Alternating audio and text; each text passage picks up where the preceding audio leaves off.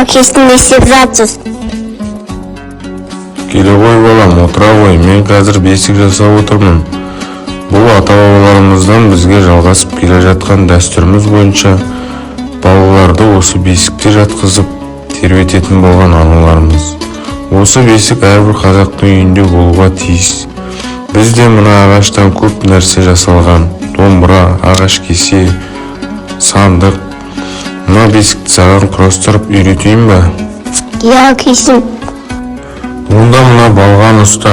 Енді бесіктің сирағын аламыз. Оған мына бесіктің жорғасын қағуымыз керек. Ал қағып жібер балам. Мына жорғасын не үшін қағады? Баланы тербету үшін. Бәрекелді, менің балам барлығын біледі екен ғой. Енді бел ағашын орнататын боламыз. Бұл бел ағашты бесікті аналарымыз тербету үшін саламыз. Міне балам, осылай бесік жасалады. Енді осы бесікті анаңа апарып көрсетейік, жүре ғой. Анасы, қарашы, балаң бүгін не жасады? Әкесін екеуміз бүгін бесік жасадық. Жарайсың балам. Анасы, осы бесікке баланы бөлейікші? Жарайды балам, қазір бөлейміз. Бесікке бөлемес бұрын бесігімізді алдымен аластап алайық.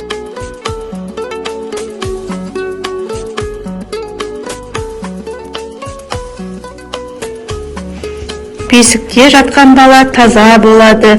Сол үшін балаларды бесікке жатқызады. Атам қазақ осылай дүниеге келген сәбиді бесікке жатқызып өсірген. Мынау бесіктің жапқышы.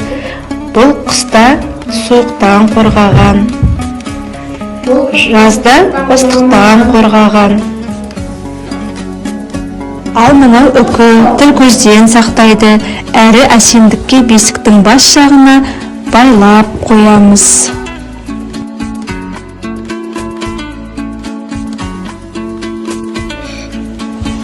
Анасымен өскенде әкесін сақта ағаш ұстасы боламын.